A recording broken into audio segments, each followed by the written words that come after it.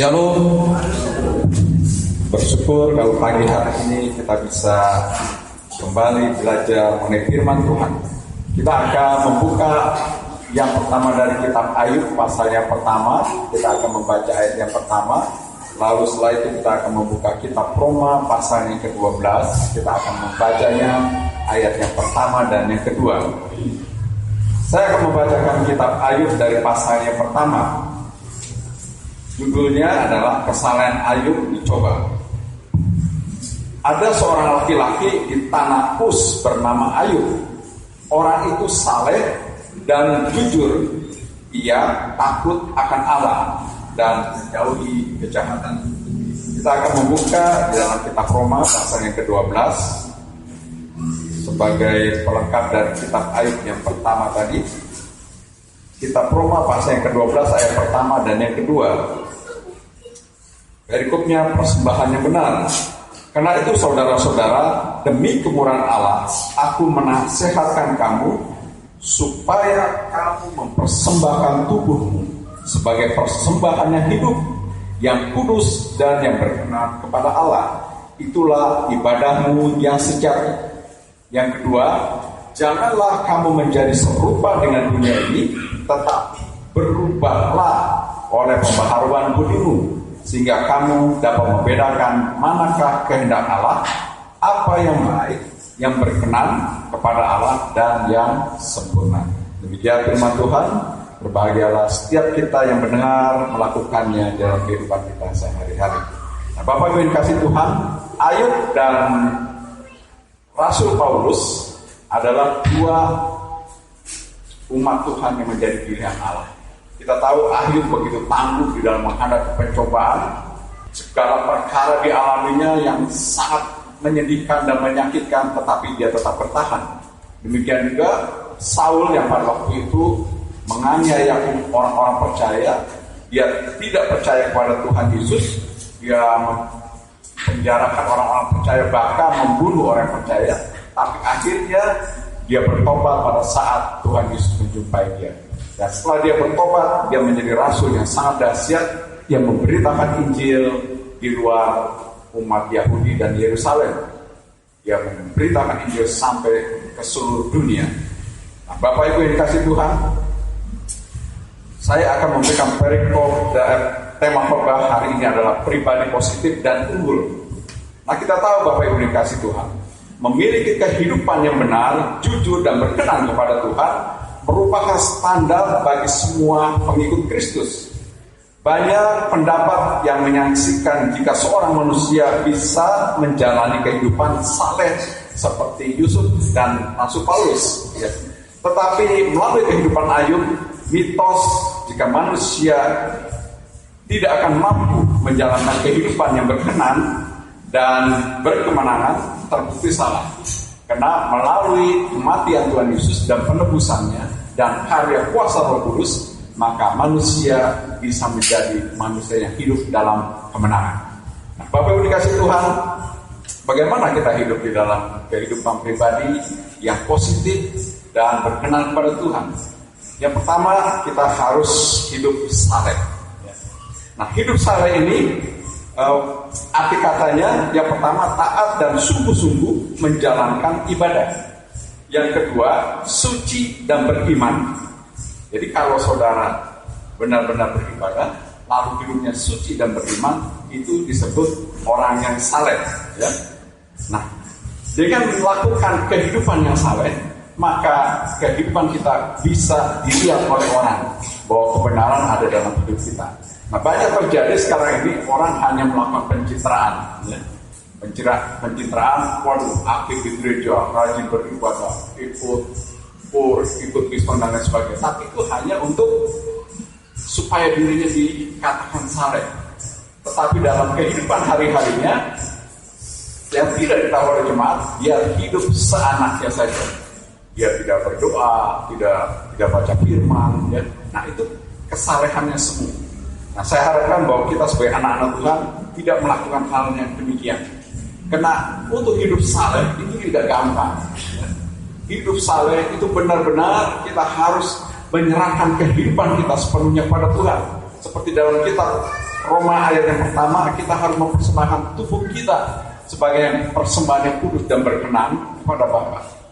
Kalau kita tidak meyakini firman ini bahwa kita menyerahkan hidup kita sepenuhnya pada Tuhan, maka kehidupan kita akan ada dalam kehidupan yang semu.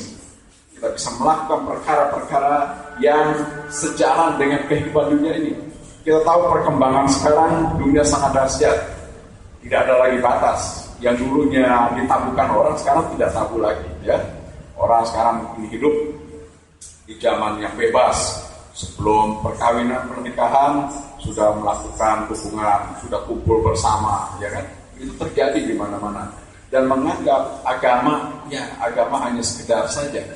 Bahkan di dalam WA itu, kalau kita punya grup, gitu ya, di grup WA itu, WhatsApp, kadang-kala ditampilkan satu kalimat-kalimat yang agak melecehkan. Melecehkannya di mana? Orang Indonesia, itu sangat agamais. Di mana saja agama selalu ditampilkan. Di grup WA pun, firman gak berhenti-berhenti. Sama saja di grup sebelah, di grup kita sama. Saya kebetulan punya grup dari IKMASI, itu grup Ikatan Pelajar Bekasi, ya kan. Jadi itu ada berapa ratus itu saya ikut di sana karena saya lulusan dari SMA 1 Bekasi. Kalau pagi itu juga beda dengan yang grup lain. Ini wah, ibadah subuh ya, bangun kita tahajud malam itu, wah segala macam ayat-ayatnya juga gitu. Demikian juga grup yang satunya yang rohani, ya kan, grup Komsel, grup Bison. Wah, itu juga pagi, wah puji Tuhan, macam-macam ayatnya juga keluar. Jadi memang masyarakat kita adalah masyarakatnya agamis yang sangat cenderung mengandalkan Tuhan sebetulnya. Tapi dalam kehidupan kita lihat berbeda sekali. Orang yang sangat taat, kita lihat ya, seorang pemimpin kita yang kita anggap bagus, nggak banyak korupsi, ya kan. Yang terakhir saya itu yang ketua BPD itu luar biasa, Isman Gusman, orang yang ganteng, kelihatannya baik, ya kan. Tahu-tahu kepentok korupsi juga. Jadi ini yang bermasalah dalam berbangsa dan negara kita, ya. Sehingga tradisi untuk hal itu sudah menjadi biasa. Dan tiap kali kita masih melihat berita-berita itu OTT, operasi tangkap tangan, ya kan? Padahal hidup mereka salah. Bayangkan, korupsi yang terbesar ada di mana? Pertama adalah di Departemen Agama, ya kan? Yang kedua, pendidikan.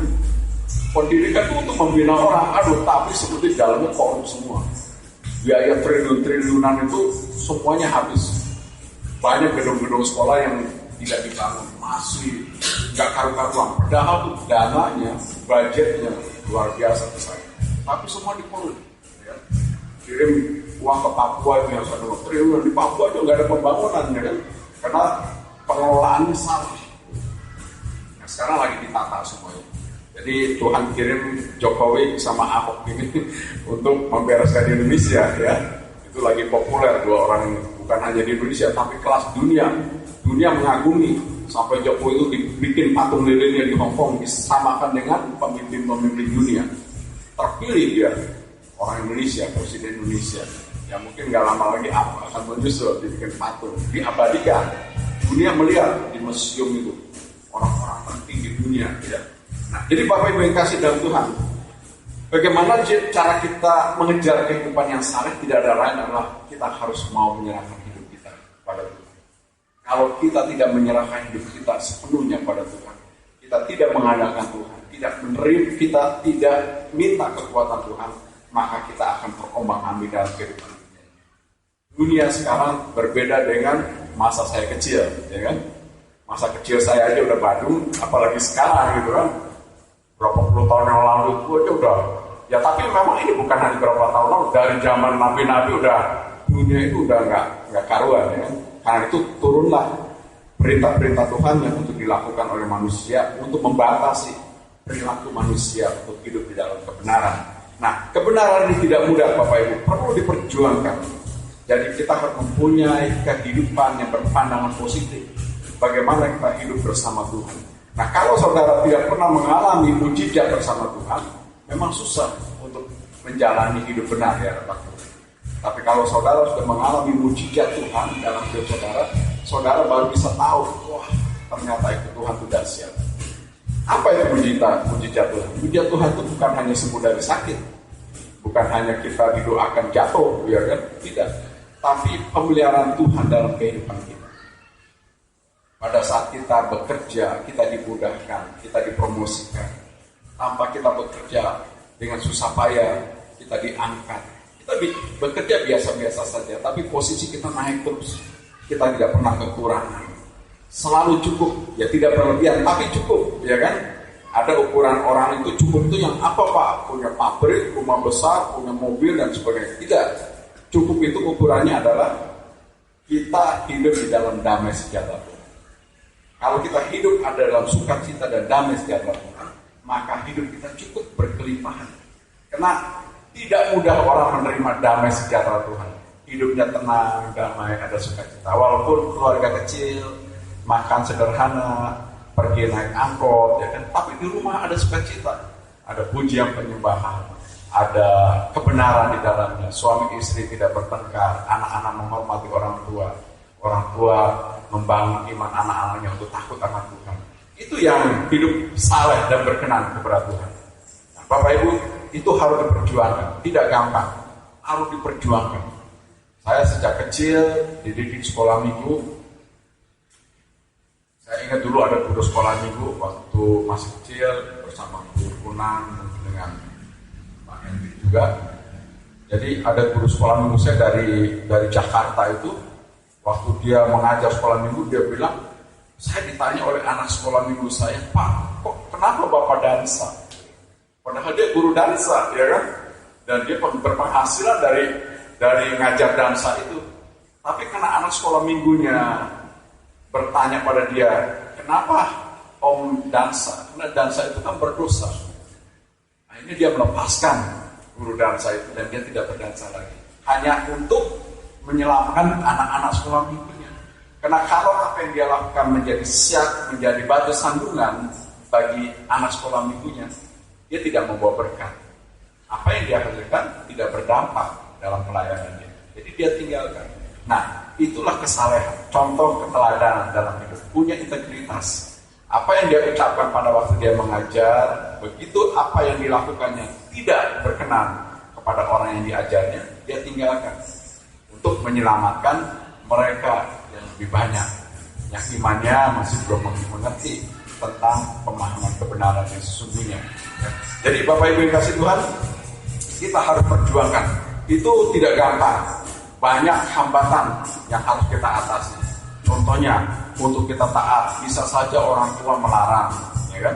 Ke gereja melulu, ya kan? Atau di rumah baca firman melulu, gitu kan? Kerjanya apa, gitu? Nah itu kalau kita belum diberkati Tuhan, belum mengalami mujizat Tuhan, iblis akan menyerang kita. Tapi kalau kita sudah memahami firman Tuhan dengan benar, maka kita bisa memberikan pengertian. Dan kuasa Tuhan itu akan membawa damai sejahtera dalam kehidupan rumah tangga kita. Jadi saya dengan teman-teman ini, dengan saudara saya ini masih tetap bisa bertahan di dalam iman, karena basic imannya kuat. Ya kan? Kita dididik di dalam kekristenan yang benar, lalu kita pahami benar bahwa memang di dalam Tuhan kita ada sukacita, ada damai sejahtera, dan ada pemeliharaan Tuhan. Karena itu Bapak Ibu harus mengalami hal ini sehingga tetap bertahan. Kalau ujian itu biasa, ya kan? Kita dicobai itu biasa untuk anak Tuhan. Tapi kalau kita tetap bertahan iman kita, itu yang luar biasa. Contohnya apa? Mungkin Bapak Ibu melihat, ini Pak Unang sakit, ya kan? Padahal pelayan Tuhan.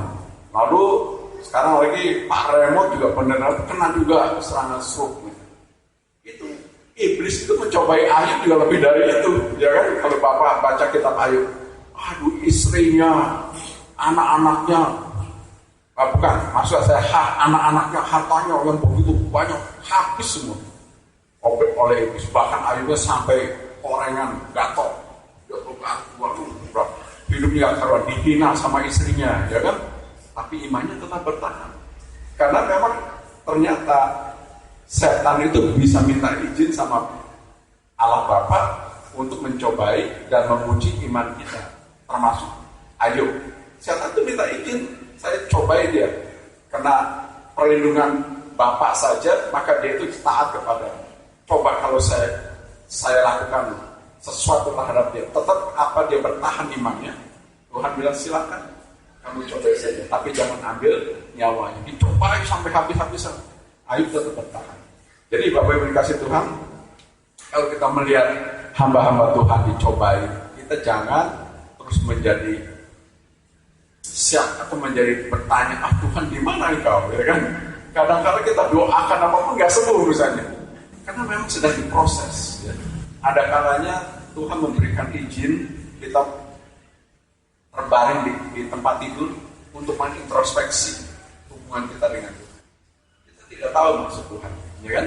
Apa rencana Tuhan dalam kehidupan orang yang sedang diuji ini? Contohnya kita juga melihat kenapa murid-murid Tuhan Yesus matinya nggak ada yang sempurna, ya kan? Ada yang digoreng, ada yang disalib, ada yang dipandu, macam-macam lah, ya kan? Kalau kita lihat hal itu, aduh, di mana kuasa Tuhan? Ya kan? Tapi nyatanya apa? Kalau kuasa Tuhan bekerja, tidak berlaku sepintas saja, ya kan? Maksudnya sesuatu itu begitu timbul langsung selesai, tidak. Kalau Tuhan bekerja, terus dia akan berkembang terus. Kita lihat umat Kristen, orang percaya, semakin ditekan, semakin melejit, semakin dibatasi, semakin membesar. Itu bedanya, ya kan? Kekristenan itu dahsyat, semakin dilarang, semakin diganggu, makin besar kuasa Tuhan bekerja, sehingga mujizat terjadi di tengah-tengah mereka. Kita melihat banyak orang-orang yang dulunya mengganggu gereja, sekarang bertobat, ya kan? Dari kaum Ismail yang memusuhi ke gereja, sekarang udah punya persekutuan. Kalau kita lihat jauh nih, Junaidi Salat, dia punya persekutuan semua hamba Tuhan yang asalnya dari agama sebelah, ya. Ratusan ibadahnya, yang terakhir aja dia bilang udah 700 pengikut itu dari orang-orang yang benar-benar dulunya menentang, sekarang sudah menjadi hamba-hamba Tuhan dahsyat, dan penginjilan itu berjalan terus. Nah, jadi Bapak Ibu yang kasih Tuhan, itu ditunjukkan dengan kesalehan. Junaidi Salat juga dulunya bukan orang Kristen, ya. Dia waktu jadi abang Jakarta, lalu dia mulai ngetop, tapi akhirnya dia bertobat menjadi orang percaya. Jadi asalnya kalau tidak salah dari Padang, dia bertobat menjadi anak Tuhan luar biasa, dan sekarang penginjilannya dahsyat sekali. Jadi kesalehannya bisa kita lihat. Nah, itu yang pertama, Bapak Ibu. Hidup saleh tidak mudah, kita harus perjuangkan. Hambatannya juga banyak, tapi kita harus bisa mengatasi. Kita tetap beriman, apapun yang terjadi dalam hidup kita, iman kita tidak akan goyah. Ya kan? Karena kita percaya Tuhan akan menolong dan menopang kita. Ada nyanyian, biarpun 10.000 orang bergerak di sebelah kiri, ya, sebelah kanan, sebelah kiri, tapi kita tetap tegak berdiri dalam Tuhan. Kita tetap teguh karena Tuhan menopang kita. Nah, yang kedua, Bapak Ibu, untuk kita hidup menjadi pribadi yang unggul, yang kedua, kehidupan kita harus jujur. Kejujuran menjadi barang langka di kehidupan masyarakat sekarang ini.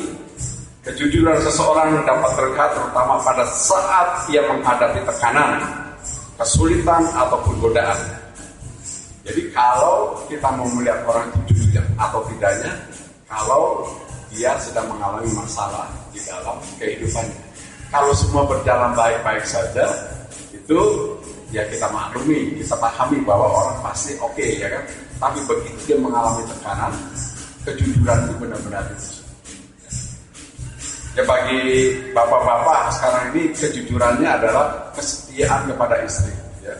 Karena di mana-mana terjadi pria itu punya will, ibu-ibu punya bill, ya kan? Itu udah dari 10 tahun yang lalu tuh istilah bill sama will tuh saya ingat. Tapi itu diam-diam itu bisa terjadi, ya. Jadi Bapak Ibu harus jujur, suami terhadap istri jujur, istri terhadap suami jujur. Kalau kita melakukan kesalahan, pasti kebaca. Tidak ada asap yang tidak terbuka. Pada akhirnya dia akan keluar juga, gitu ya. Jadi kalau memang ada, kita harus cepat bertobat. Ya. Kita harus jujur di hadapan keluarga, di hadapan istri, maupun di hadapan Tuhan. Tapi tidak berarti bahwa setelah kita memahami kebenaran firman, kita belak-belakan sama istri. Aduh, Bu, aku melakukan ini. Suami istri juga, Pak sorry ya, saya di kantor genit-genit, begini. Nah, nggak harus seperti itu. Begitu kita menyadari bahwa kita salah, kita bertobat saja sama Tuhan. Kita minta ampun sama Tuhan.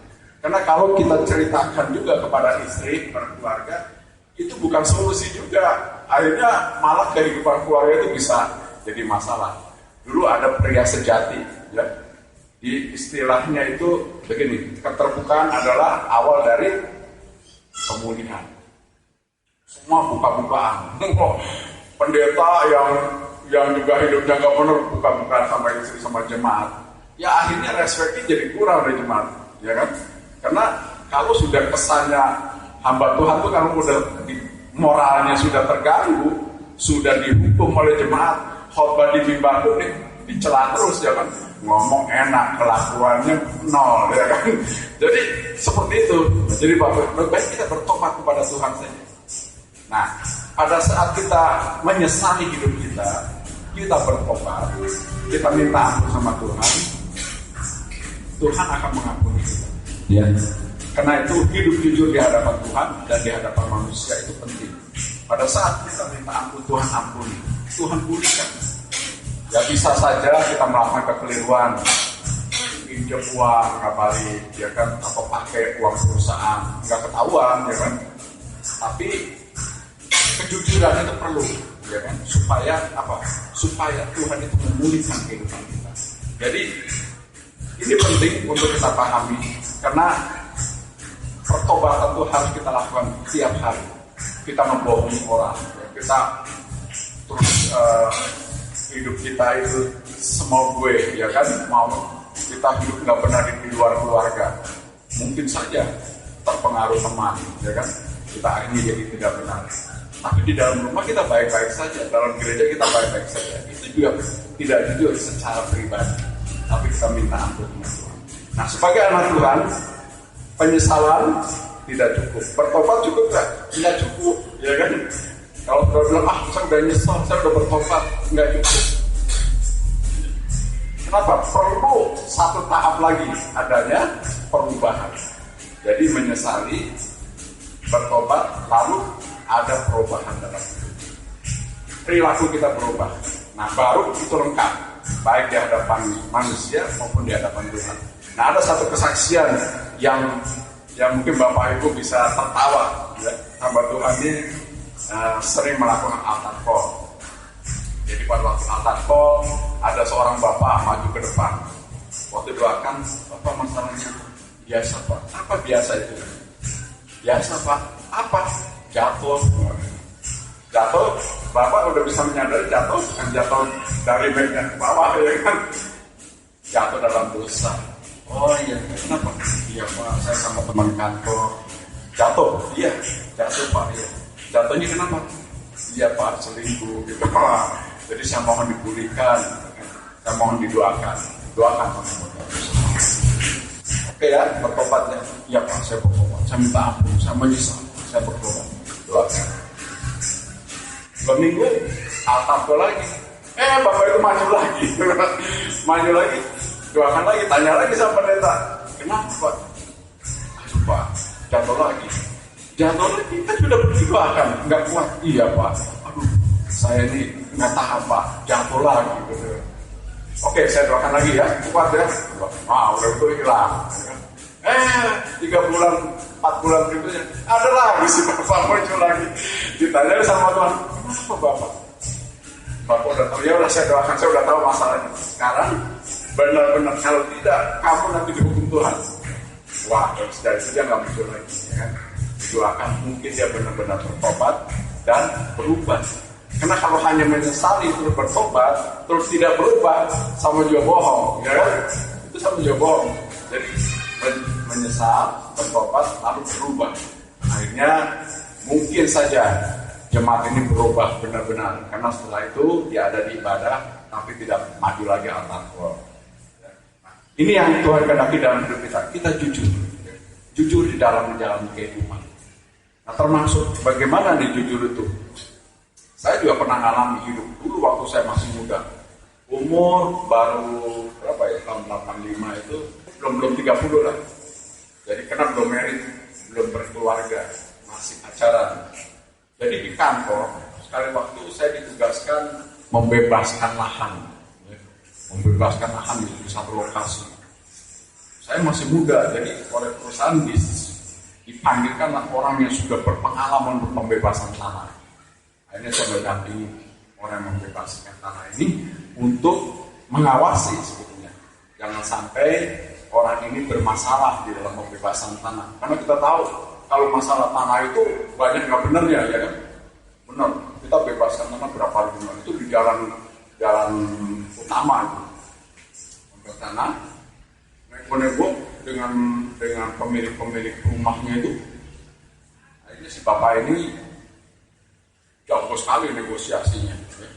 Sampai akhirnya dia bilang, kalau tidak dengan harga ini nggak dibeli.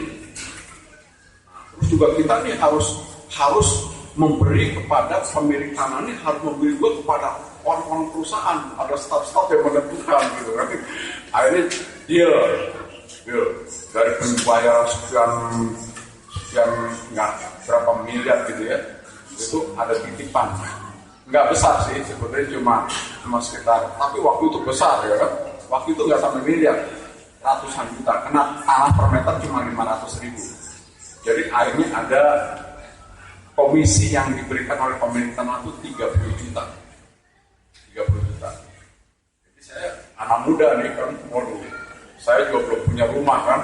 Saya bilang, wah enak apa sih bapak ini dapat komisi 30 juta ya.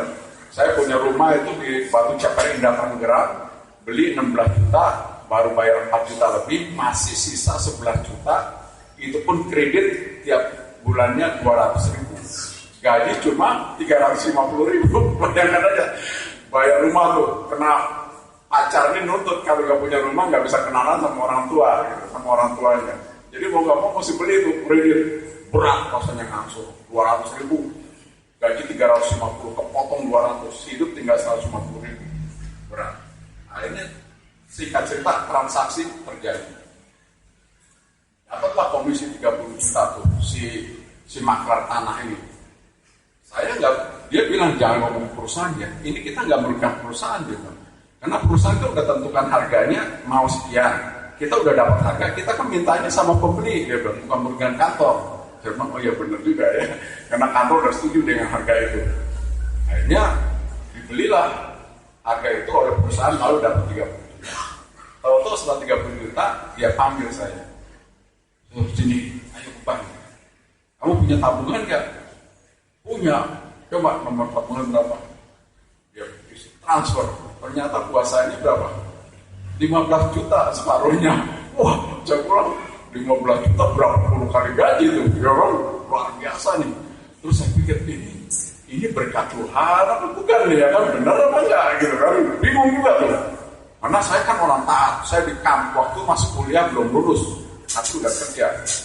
Jadi saya di kampus pun jadi ketua ekumene, mahasiswa, persekutuan ekumene. Jadi ekonomi, teknik, kedokteran, hukum itu mahasiswa Kristen Katolik jadi satu. Kita adakan namanya itu apa saya lupa.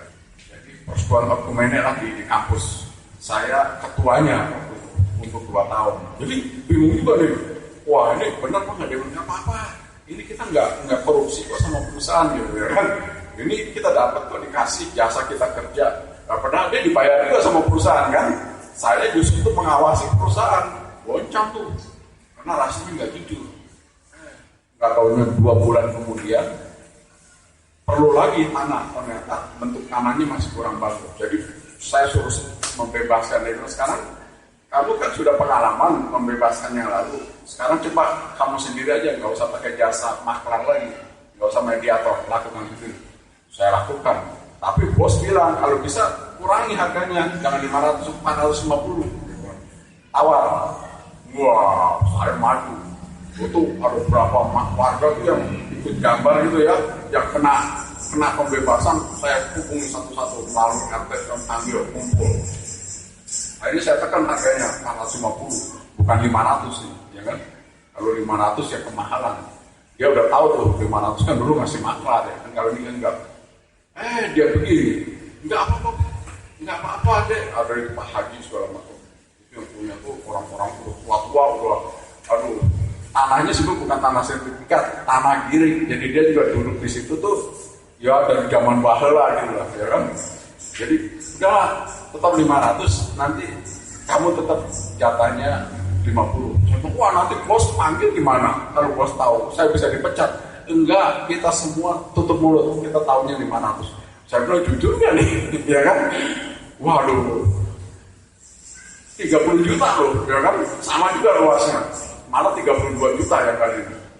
Nah ini saya bilang, ya udahlah kalau gitu terserah aja, pokoknya saya lapor bos. Waduh Pak, harga rupanya nggak bisa kurang tuh 500. Itu udah nggak jujur, gitu. Ya kan? Udah nggak jujur. Padahal saya tekan, tapi orangnya bilang saya tetap mau segitu, tapi ini saya kasih kamu, jadi bukan untuk perusahaan gitu kan. Diskon lah, dianggap potongannya bukan untuk perusahaan, untuk kamu gitu. Karena kamu kan udah kerja, ngumpulin kita semua segala macam. Saya bilang ya udah, saya lapor, coba deh, tuh masyarakat, bos bilang panggil semua ke kantor. Wah, begini gak tuh? Orangnya semua dipanggil tuh, ada kira-kira 30 keluarga gitu, 30 rumah, panggil ke kantor, masuk ke ruang rapat. Bos sendiri, aku gak boleh, pertama masuk sama-sama, ya kan, mendampingi. Setelah itu aku disuruh keluar. Coba kamu keluar sebentar. Dia bicara mati gak, saya bilang, wah mungkin tuh. Kalau tidak jujur ada apa? Ada takut, ada khawatir. Wah bisa pingsan kalau kita nggak kuat. Kenapa? Dia akan tanya langsung. Bos tanya langsung. Harganya berapa? Ada komisi nggak segala macam. Pembeliannya dulu dan pembelian sekarang. Rencana pembelian sekarang. Itu saya tahu setelah mereka bubar lalu cerita kepada saya. Waduh, bos integrasi kita. Semua ditanya. Ada ngasih komisi apa sih? Itu minta nggak? Wah segala macam. Tapi akhirnya mereka tutup mulut. Enggak. Apa yang terjadi? Saya terima. Setelah selesai saya terima, ngambilnya di Menteng supaya nggak ketahuan. 32 juta. Waduh, langsung saya beli rumah di Citra Garden yang 38 juta kontan.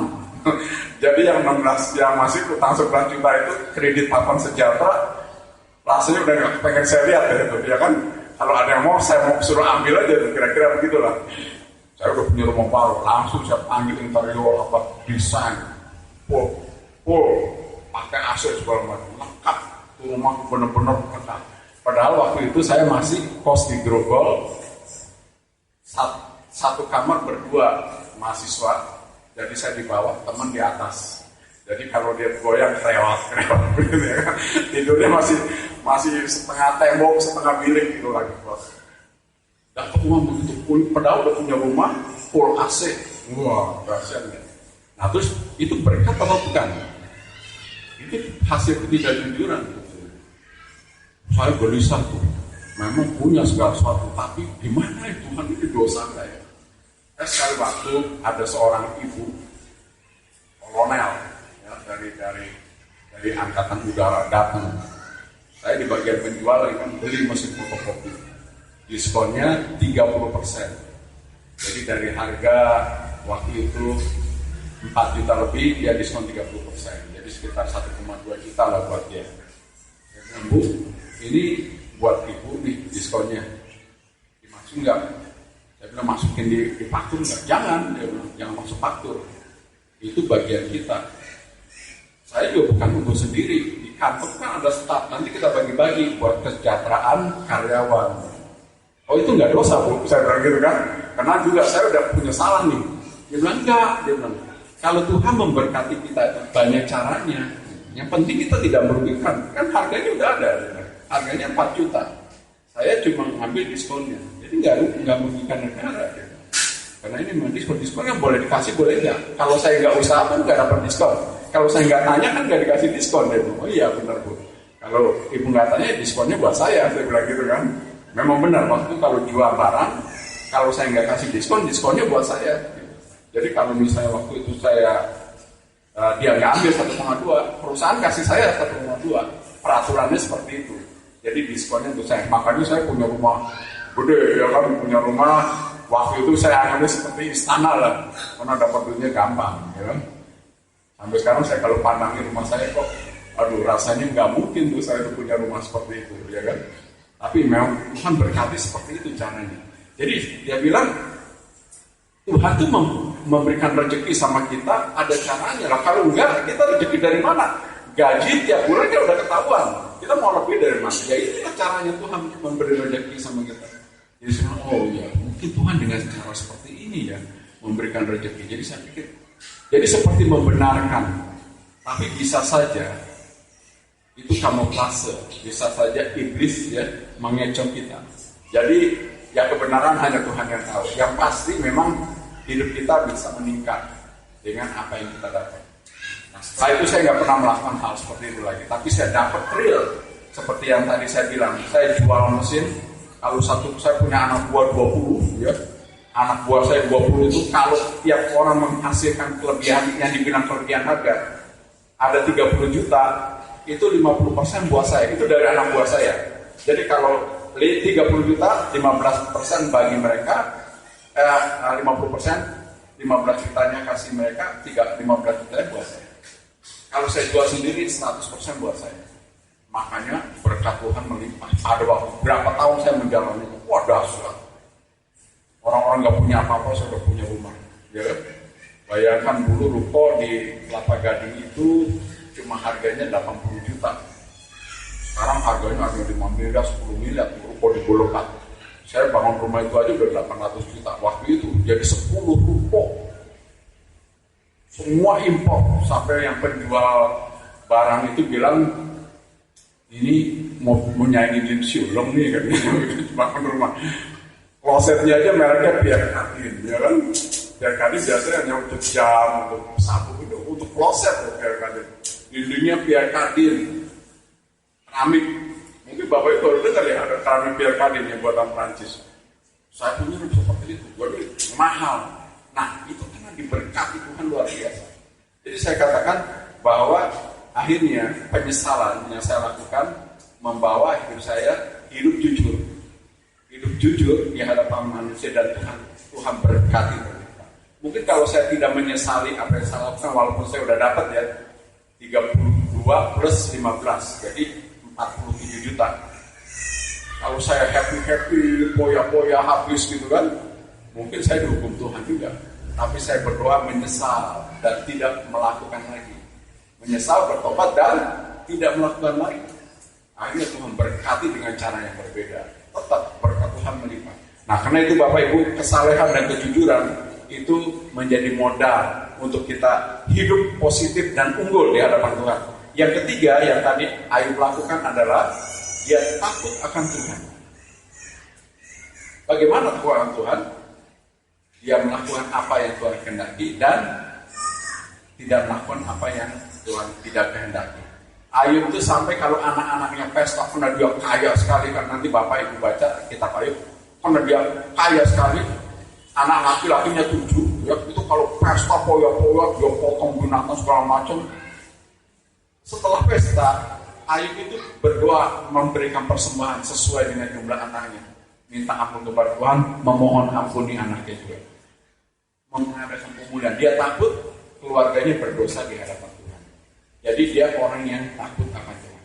Takut akan Tuhan adalah melakukan apa yang menjadi kehendak Tuhan dan menjauhkan apa yang tidak dikehendaki oleh Tuhan. Nah, inilah yang perlu kita pahami sebagai anak-anak Tuhan, bahwa hidup di dalam Tuhan adalah kita hidup benar. Kalau hidup kita hanya jujur saja, kita tidak saleh juga salah.